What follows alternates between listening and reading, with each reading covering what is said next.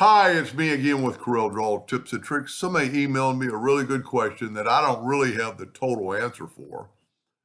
They're doing text to path, and this is an example, and they need this dot.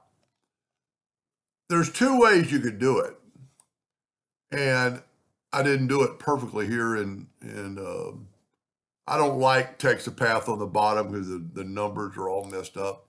But so I've got the word typed out. There's not a symbol that I know of, but I'm still going to do some research. But with my text tool, I'm going to hit the space bar and put a space and then put a period. And then I'm going to take this and I'm going to put a period and then hit the space bar. So those two periods are that far apart.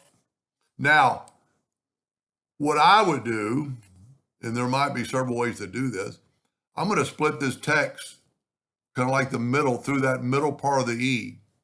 Then I'm going to get the shape tool and I'm going to select that node and I'm going to go right here to 31%. It just happened to be close. So go down till it's kind of in the middle. So it's 26%, 27%. Then grab this one and go right here to 27%. At least they're going to be equal. Now, you could make them, if you need the dot a little bit bigger, you could go 150 points. If you need this dot to be a little bigger, 150 points. Now, it's part of a text. You could do this later. You know, you could add those dots on your text to path. And let's just go to text to path and put it on our path. And if you get that red mark, so now that dot doesn't look like it's in the center. Let's try this again. Let's try this. I'm going to break the text apart. And I'm going to take this path, holding down the shift key, and I'm going to look, get the two-sided arrow and get till this grows into the center of that E.